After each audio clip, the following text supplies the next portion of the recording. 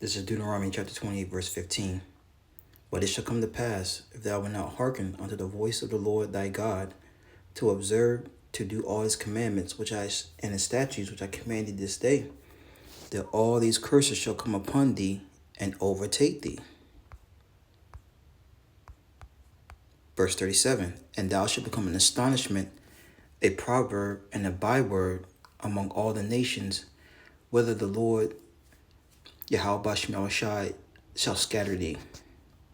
First and foremost, I'm going to give all praise, honor, and glory to Heavenly Father's only begotten Son, Yahweh, Bahashem, Yahweh Shai, Bahashem, Rakakwadash. Double honors to our apostles, the elders, the great millstone, teach us this truth according to the Bible, Rebuen. And not Shalom, the sincere argument about the four corners of the earth, pushing this truth through diligence and sincerity and in charity, and not Shalom. To all you sincere followers, believers of Yahweh, Bahashem, Shai, not just hearers of the word, but doers as well, you men, women, and children, and hopefully elect Shalom.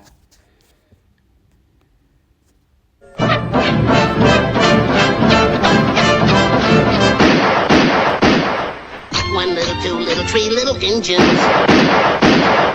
4 little, 5 little, 6 little engines. Sorry, that one was a half-breed. 7 little, 8 little, 9 little engines.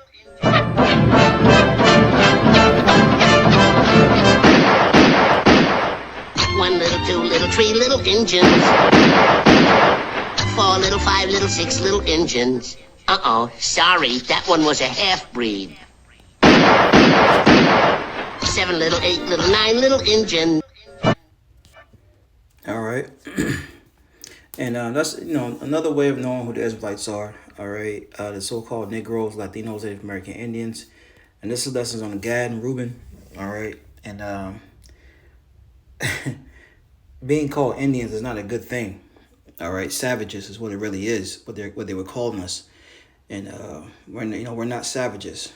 All right. We're Israelites from the tribe of Gad, Reuben. All right. We're Yasha Allah. We are also princes of the power. Okay. And the Lord said we will become an astonishment and a proverb, a byword among these nations. Deuteronomy 28 and 37, you will become an object of horror, ridicule, and mockery among the nations to which the Lord sends you. And this has happened to our people. Okay? So for you guys out here that are saying that, so-called Native Americans and even the Latino tribes are not Israelites, you're a fool. Okay, because we fall up under the curses just like the Southern Kingdom. So-called Negroes. All right? Now, I was looking up, U.S. Cavalry because, let's get Genesis 49 real quick.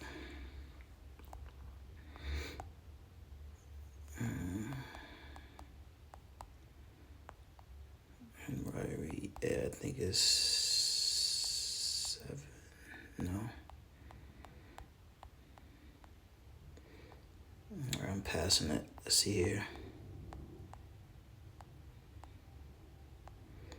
Read this real quick, and then I want to look up something real fast.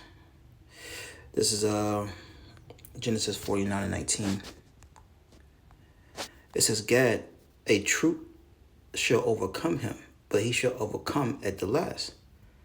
All right. NLT, Gad will be attacked by marauding bands, but he will attack them when they retreat. All right. And, it was that U.S. cavalry that took us down. All right. One of the main things that helped take us down was that Gatling gun. All right. He took us down through his blessing. And in these times, we're taking our enemies down with the word, which is our blessing. The wisdom, knowledge, and understanding of the scriptures. Okay? U.S. cavalry wars against Native American tribes refer to a series of prolonged conflicts between the United States cavalry and various Native American tribes, primarily occurring in the American West during the 19th century, primarily over land disputes as white settlers push westward. And they're not white. They're so-called white. All right. We call Europeans so-called white people. They're Edomites. different shades of red, from a light pinkish to a reddish color.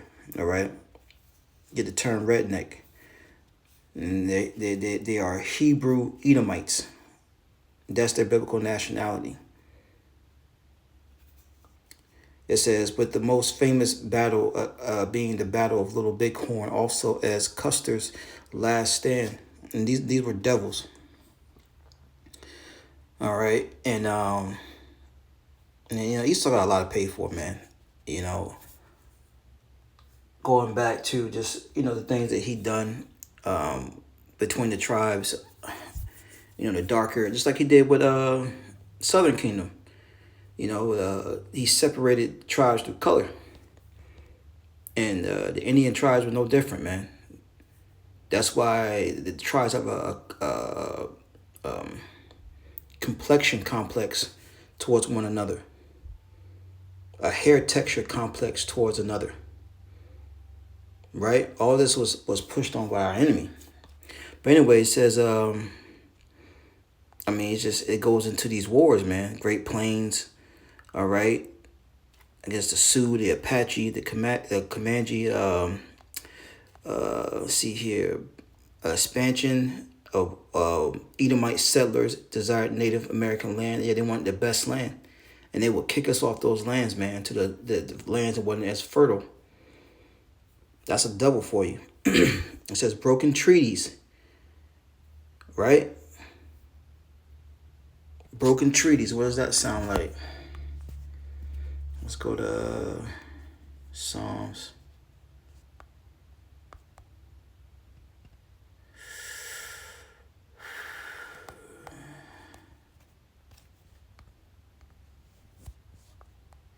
Let's see here.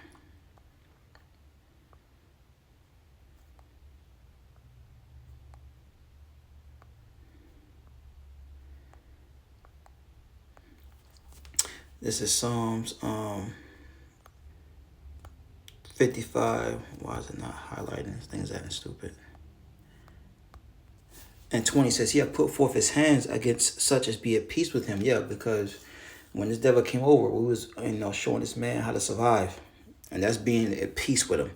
He had broken his covenant, right? As we go back to the causes of the conflicts, one of them, the second one, says broken treaties and forced relocations to reservations, to the res. Look, gold discoveries on native lands, right? Because gold wasn't just found in PR, right? In the land of Ephraim, so-called Puerto Rico, but all throughout the U.S., man. What do you think that gold rush was about? Okay.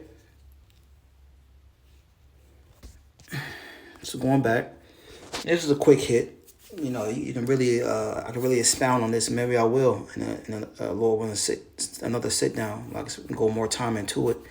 But it says Psalms 55 and 20. I put forth his hand to be against such as be at peace with him. He had broken his covenant. The words of his mouth were smoother than butter, but war was in his heart.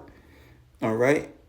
And this was, Jake at one point. But once again, you can apply these scriptures to Esau now.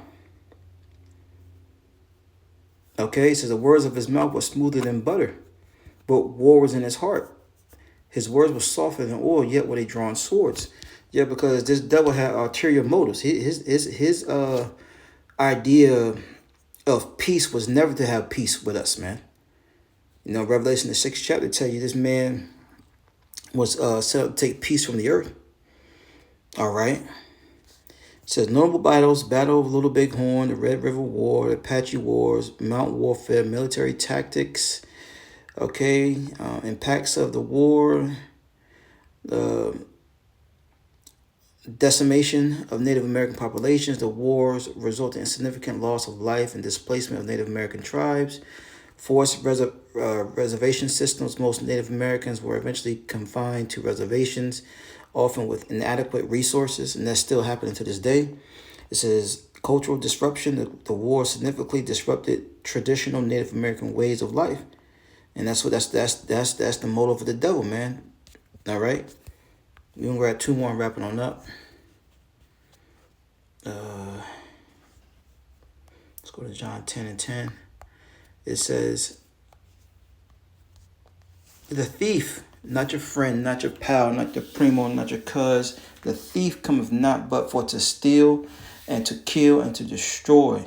I am come that they might have life and that they might have it more abundantly. So this devil was set up to rob, take, and he took everything from us, man. But guess what? The Lord had it set up that way. It wasn't that this man was so powerful. And no, the Lord set up down one, set up another. Psalm 75 goes into that.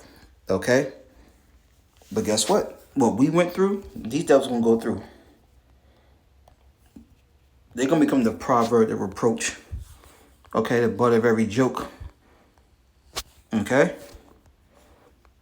We live in our punishment. They're going to live out theirs. This is Deuteronomy 30 and 7. The Lord, thy God, thy power will put all these curses like we read in Deuteronomy 28th chapter. Start at verse 15 on down. It says, and God will put all these curses upon thy enemies and on them that hate thee, which persecuted thee.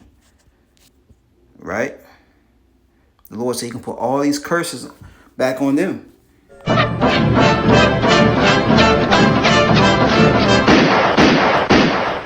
One little, two little, three little engines.